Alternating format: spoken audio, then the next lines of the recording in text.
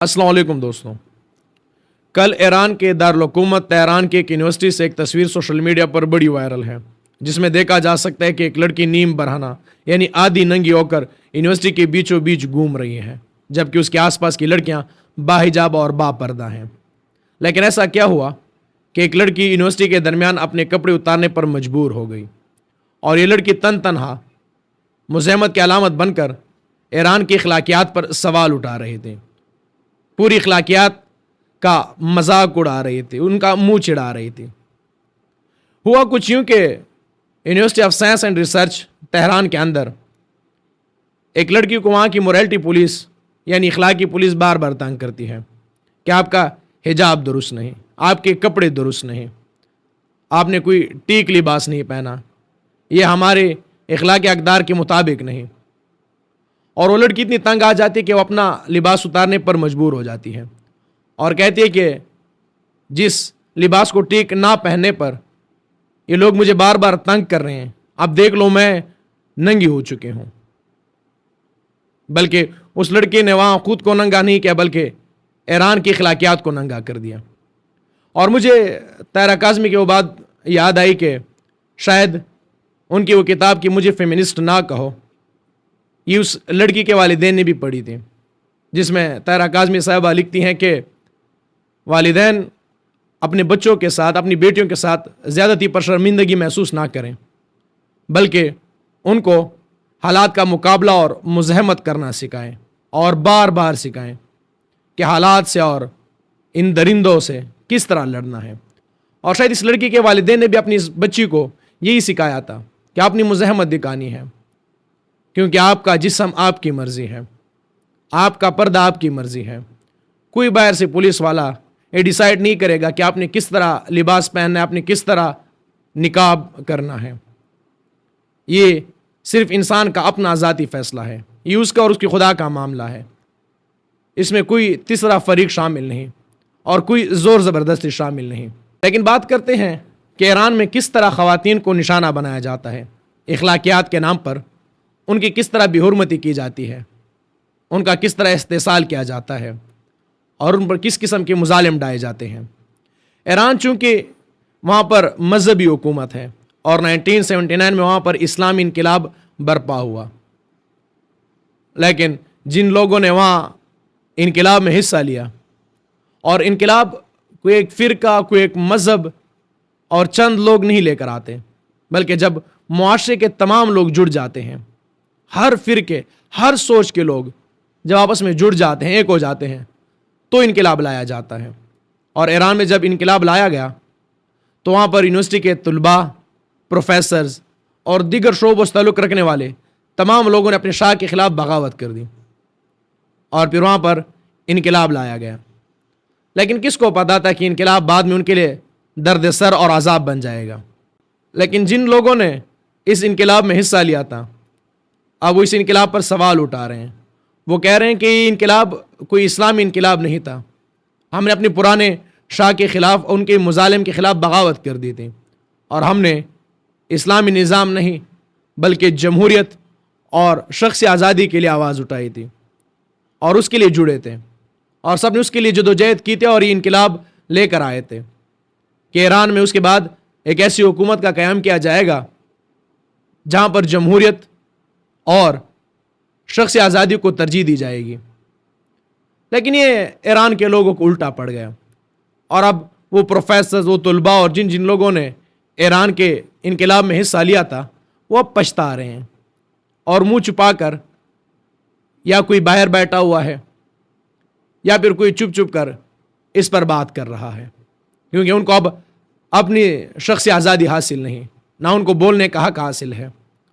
और उसमें कुछ नाम जैसे हुमा नातिक साहिबा, वो कहती हैं कि इस इनकलाब में मैं सबसे ज़्यादा कसूरवार ख़ुद को ठहराती हूँ, क्योंकि मैंने उस वक्त इस इनकलाब पर उठने वाले सवालात के जवाबात के बजाय मैंने सिर्फ इनकलाब पर तवज्जो दी।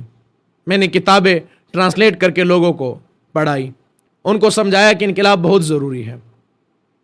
मैंने हमेशा इस सवालात को इग्नोर किया कि कल इसके नताइज क्या होंगे जब एक ऐसी मजहबी हुकूमत कायम की जाएगी जो ख़ुद को मजहबी साबित करने के लिए सिर्फ औरत पर मुजालिम डालेंगे।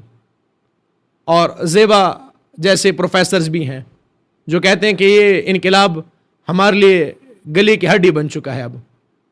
لیکن اس انقلاب کو لیڈ کرنے والے، اس انقلاب کا اکیلا چیمپئن کہلانے والے خمینی اس انقلاب سے 1 سال پہلے فرانس کے اندر ایک خطاب کرتے ہیں جس میں کہتے ہیں کہ ہر انسان کو شخصی آزادی حاصل ہے، ہر انسان کو بولنے کا حق حاصل ہے، اور کسی کو یہ حق حاصل نہیں کہ وہ کسی بھی انسان کو قید کر سکے، سب آزاد ہیں. لیکن شاید ان کا اشارہ انسان کے طرف یہ نہیں تھا کہ تمام انسان اس میں شامل ہیں، بلکہ ان کا اشارہ صرف مردوں کی طرف تھا. اور اگر ان کی اس تقریر کا میں دوبارہ سے اصلاح کروں تو کچھ یوں ہوگا کہ تمام مرد آزاد ہیں، ہر ایک کو حق حاصل ہے کہ وہ اپنی مرضی سے بول سکے، اپنی مرضی سے بات کر سکے.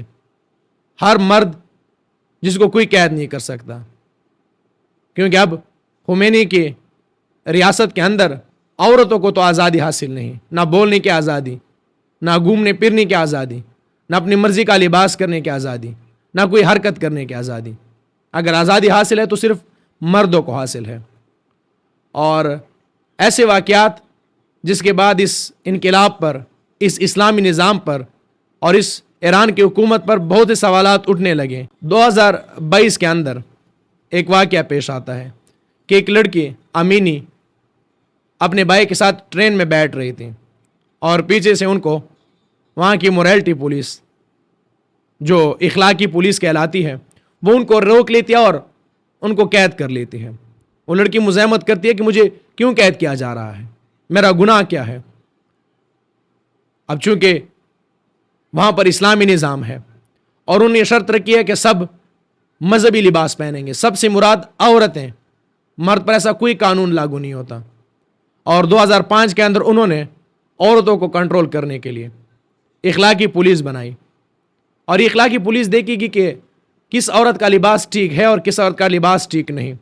اب ذرا یہاں کے لوگ اب مجھ پر تنقید کریں گے، میری اس بات پر تنقید کریں گے، لیکن ایک لمحے کے لیے ضرور سوچیں کہ جب آپ کے ساتھ آپ کی بہن جا رہی ہو اور پیچھے سے ان کو کوئی بالوں سے کھینچے، آپ کے ساتھ آپ کی گھر والی خواتین ہو، کوئی بھی ہو سکتی ہے، آپ کی بہن ہو سکتی ہے، آپ کی بیوی ہو سکتی ہے، آپ کی ماں ہو سکتی ہے، اور ان کو پیچھے بالوں سے کھینچا جائے اور زمین پر گرا کر ان پر خواتین بیٹھ کر ان کو گاڑی میں ڈالیں اور یہ کہہ کر کہ اس کا جرم یہ ہے کہ اس کا لباس ہمیں درست نہیں لگا، تو آپ پر کیا گزرے گی؟ ذرا اس لمحے کو سوچیں. اب امینی نے بھی مزاحمت کی، اس نے کہا مجھے کوئی ایسے قانون کا نہیں پتا، لیکن اس لڑکی کو وین میں ڈالا جاتا ہے. اور اس روز اس وین میں اور بھی خواتین شامل تھیں، ان کو بھی قید کر لیا تھا کہ آپ کا لباس بھی ٹھیک نہیں. اور جب اس لڑکی کو اپنے ساتھ لے جایا گیا تو اس نے مزاحمت کیا اور گاڑی کے اندر بھی اس کو مارا گیا، پیٹا گیا، اور یہ پولیس کسٹڈی میں، اخلاقی پولیس کسٹڈی میں فوت ہو جاتی ہے. جب یہ خبر ایران کے کونے کونے کو پہنچتی ہے تو وہاں سے خواتین نکل آتی ہیں، اور کچھ ایسے لوگ جو سمجھتے ہیں کہ سب غلط اور ظلم ہو رہا ہے، ہم اس کے ساتھ نہیں ٹھہریں، مذہب کے نام پر خواتین کو قید کیا جا رہا ہے، ان کے ساتھ درندگی کی جا رہی ہے، ان کے ساتھ ظلم ہو رہا ہے، یہ سب غلط ہے. تو تمام لوگ احتجاج کے لیے نکل آتے ہیں، اور ایک نعرہ جو وقت بڑا مشہور ہو وہ تھا کہ زن زندگی اور آزادی، یعنی عورت زندگی اور آزادی، یعنی عورت کو زندگی اور آزادی دو. اب کچھ لوگ اس جملے کو بھی اپنی مرضی سے ٹرانسلیٹ کریں گے. چلیں آگے بات کرتے ہیں. ایران میں جب احتجاج ہوئے تو اس میں 300 لوگ مارے گئے، اور یہ ریاست ایران کلیم کرتا ہے کہ اس مظاہروں میں پولیس سمیت 300 لوگ مارے گئے. لیکن عورتوں نے اپنے بال کاٹے، اپنی حجاب پہن کے، اور مزاحمت کی علامت بن گئی. انہوں نے کہا کہ اب مزید ایسا نہیں چل سکتا. اخلاقی پولیس یہ جگہ جگہ پر عورتوں کی تذلیل کرتے ہیں، یہ کبھی عورتوں کو گلیوں میں پکڑتے ہیں، کبھی روڈوں پر پکڑتے ہیں، اور اخلاق کے نام پر بد اخلاقی کی جاتی ہے.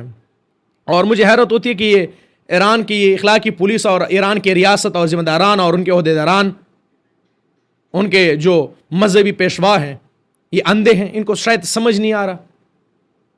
یہ صرف عورت کے ساتھ ظلم کرنا جانتے ہیں، جبکہ یہ اخلاقی پولیس جو عورتوں کو اخلاقیات سکھانے کے لیے بنائی گئی تھی، یہ عورتوں کو اٹھا کر ان کے ساتھ زیادتی کرتے ہیں. اور یہ ان کی رپورٹس پڑھی ہیں, ان میں کیا لکھا ہے ایران کے بارے میں. یہی 2020 کے بعد ایک کردش خاتون یہ انٹرویو دیتی ہے کہ مجھے اخلاقی پولیس والوں نے پکڑا اور 2 بندوں نے میرے ساتھ ریپ کیا, اور ان کی مدد کرنے کے لیے ان کے ساتھ جو خاتون تھی انہوں نے مجھے زمین پر گرایا اور میرے ہاتھ پکڑے تاکہ وہ آسانی سے میرا ریپ کر سکیں. لیکن یہ اخلاقی پولیس عورتوں کو حجاب پہنائے گی. ایک اور واقعہ جس میں ایک لڑکا 24 سال کا لڑکا لکھتا ہے کہ میرے ساتھ پولیس والوں نے ریپ کیا. لٹرلی وہ کہتا ہے کہ اس قدر ظلم کیا گیا کہ ان کے ہاتھوں میں جو ڈنڈے تھے وہ ان کے ساتھ چلیں. اب یہ بھی ایران کو نظر نہیں آئے گا. ایک اور 30 سالہ شخص جو کہتا ہے کہ میرے ساتھ وین کے اندر اسی اخلاقی پولیس نے گینگ ریپ کیا. اب جو پولیس اخلاق کے لیے بنائے کہ یہ لوگ کو اخلاقیات سکھائیں گے, اخلاق کا درس دیں گے, مذہب کے نام پر یہ عورتوں کو کنٹرول کریں گے, وہ خود کی حرکت یہ مردوں کے ریپ کر رہے ہیں. یہ کیا کسی کو انسانیت اور اخلاقیات اور مذہب دین اسلام سکھائیں گے؟ اور پتہ ہے مسئلہ کیا ہے؟ مسئلہ یہ ہے کہ افغانستان کے اندر بھی جب مذہبی حکومتیں قائم کی گئی اور انہیں لوگوں کو بتایا کہ ہم تو دین کے پیشوا ہیں اور ہم آپ کو شریعت کے مطابق حکومتیں چلا کر دیں گے, اور وہ جب اس حکومتیں چلانے میں ناکام ہوئے تو انہیں لگا کہ اب ہم لوگوں کو کس طرح یقین دلائیں کہ ہم اس ریاست کو شریعت کے مطابق چلانے والے لوگ ہیں. لہٰذا ان کو مشورہ دیا گیا کہ آپ عورت کے بے پردہ نکلنے پر پابندی لگا دیں. پابندی لگا دی گئی, عورتیں پردہ کر کے باہر نکلنے لگی. انہوں نے کہا اب ہم خود کو اور مذہبی کیسے دکھائیں؟ تو انہوں نے کہا کہ اب آپ یہ کہہ دیں کہ عورت کسی مرد کے بغیر, اپنے گھر کے مرد کے بغیر باہر نہیں نکل سکتی. انہوں نے یہ پابندی لگا دی اور پھر عورتیں باہر نکلنے لگی تو اپنے ساتھ گھر کے کسی مرد کو لے کر نکلتی تھیں. پھر کہا گیا کہ اب ہم خود کو اور مذہبی کیسے دکھائیں؟ تو انہوں نے کہا کہ اب عورت کے نکلنے پر ہی پابندی لگا دیں, اور انہوں نے لگا دی. اور ایران کے ساتھ بھی یہی مسئلہ ہے کہ جہاں پر بھی مذہبی حکومتیں قائم کی جاتی ہیں وہ خود کو مذہبی دکھانے کے لیے صرف عورت پر پابندیاں لگاتے ہیں, جبکہ ایران کے اندر مرد کے لیے کوئی بھی کوڈ آف ڈریس نہیں ہے. ان کے اپنے موجودہ صدر فارمل ڈریس پہن کے نکلتے ہیں, گھومتے ہیں. ان کے منسٹرز, مرد کے لیے کوئی مذہبی ڈریس نہیں, ان کے لیے آزادی ہے. لیکن چونکہ خود کو دکھانا ہے کہ ہم مذہبی حکومتیں ہیں تو لہٰذا عورت پر جبر کرو, ظلم کرو, اس پر ان کو جیل میں ڈالو, قید کرو, گھر کے اندر بند کر دو تو لوگ سمجھیں کہ ہاں یہ مذہبی حکومتیں ہیں. اور ایران یہ وہ ملک ہے جہاں کی آبادی کو اگر ہم دیکھیں تو 46 ملین مرد اور 45 ملین عورتیں ہیں, لیکن وہاں پر چند ہی خواتین ہیں, بلکہ 8 سے 7 خواتین جن کو کوئی پوزیشن یعنی حکومت کے اندر کوئی عہدہ ملا ہے, اور وہ بھی ان کو وومن افیئر کا عہدہ ملا ہوگا. یعنی 45 ملین آبادی رکھنے والے خواتین اپنے ملک میں اپنے لیے کوئی فیصلہ نہیں کر سکتی, فیصلہ سازی میں ان کا کوئی عمل دخل شامل نہیں. پھر ایک اور رپورٹ ہے گلوبل جینڈر گیپ رپورٹ, جس میں بتایا گیا ہے کہ 149 ممالک میں ایران کا نمبر 142ویں نمبر پر ہے. یعنی ایران اپنے آخری 10 بدترین ممالک میں شامل ہے جہاں پر عورتوں کے لیے کوئی حق حاصل نہیں, جو بس قید اور بس قید ہے. اور وہاں پر سیلری ڈیفرنس بھی ہے. اگر کسی کو کوئی سرکاری عہدہ بھی حاصل ہے تو مردوں کے برابر ان کو تنخواہ نہیں دی جاتی. اور اسلامی انقلاب سے پہلے ایران کے اندر عورتوں کو خلا کا حق بھی حاصل تھا اور ان کی شادی کی عمر منیمم 18 ایئرس تھی, لیکن اب وہ حد بھی ختم کر دی گئی. اور ایک اور قانون لایا گیا جس میں کہا گیا کہ یہ حد 13 ایئرس مقرر کر دے کہ جو 13 سال سے کم عمر کی لڑکیاں ہوں گی ان کی شادی نہیں کروائی جائے گی. لیکن یہ بل بھی پاس نہیں ہونے دیا گیا, اور اب ان کو خلا کا حق بھی حاصل نہیں. عدالتوں سے اپنے شوہر سے خلا لیتے لیتے ان کی زندگیاں گزر جاتی ہیں. اور ایران کے اندر عورتوں کے ساتھ ہونے والی مظالم میں سب سے بڑا ظلم یہ ہے کہ وہاں کی لڑکیوں کو اپنی مرضی کا سبجیکٹس پڑھنے کی اجازت نہیں. وہاں بہت سارے ایسے سبجیکٹ ہیں جس پر پابندی ہے کہ لڑکیاں نہیں پڑھ سکتی, اور بہت ساری یونیورسٹیاں لڑکیوں کو ایڈمیشن تک نہیں دیتی. مثال کے طور پر سائیکالوجی, اگر دنیا کی بات کریں تو فریوڈ جو بہت بڑی سائیکالوجسٹ تھی اور خاتون تھی, انہوں نے ایک کنسیپٹ دیا چائلڈ سائیکالوجی کا، جس میں وہ کہتی ہے کہ انسان کا بیہیویئر اور پرسنالٹی بچپن میں ہی ڈیولپ ہو جاتی ہے. اب اگر آپ کسی بچے کے ساتھ بچپن میں جس طرح برتاؤ کریں گے، اس کی پرسنالٹی میں ساری زندگی وہ جھلک نظر آئے گی. لیکن ایران کی لڑکیوں کو سائیکالوجی پڑھنے کی اجازت نہیں. میتھمیٹکس، اگر ہم دنیا کی بات کریں تو کیتھرین جانسن جو میتھمیٹیشین تھی اور ایک خاتون تھی، اور اس کا کارنامہ یہ ہے کہ چاند پر جانے والا امریکہ کا جو پہلے اسپیس شپ تھا اس میں اس خاتون نے مدد کی. اور اگر ہم فزکس کی بات کریں تو ایک خاتون جس کا نام لائز میٹینر تھا، انہوں نے یورینیم کا کنسیپٹ دیا، جس کی بدولت اب پوری دنیا نیوکلیر ویپنز بنا رہی ہے. اور ایران بھی ان ممالک میں شامل ہے جنہوں نے سب سے زیادہ پابندیاں یہی فیس کی ہیں کہ وہ ایٹمی قوت بننے کی کوشش کر رہا تھا. لیکن جس قوت بننے کے لیے ایران برسوں سے کوشش کر رہا ہے، اس کا کنسیپٹ بھی ایک خاتون نے دیا. لیکن ایران کے اندر لڑکیوں کو فزکس پڑھنے کی اجازت حاصل نہیں، اور ایران کا یہ برم کسی نہ کسی دن ضرور ٹوٹے گا، اور وہاں پر عورتیں اپنی آزادی کے لیے، اپنے حقوق کے لیے ضرور انقلاب برپا کریں گی.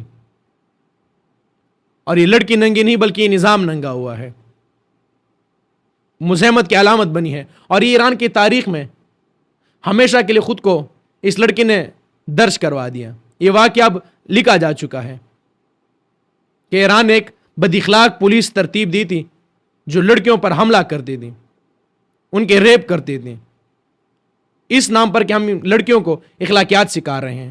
ہم نے تو 2 لاکھ سے زیادہ کیسز کروائے ہیں، ہم نے تو 2 لاکھ سے زیادہ لڑکیوں کو حجاب پہنائے ہیں، جبکہ حقیقت یہ تھی کہ یہ پولیس ریپ کیا کرتی تھی. اور میرا آج کا یہ بلاگ ان تمام خواتین کے نام جو اپنے حق کے لیے اور اپنے اوپر ہونے والی مظالم کے خلاف ڈٹ کر کڑی ہیں، مزاحمت کی علامت ہے.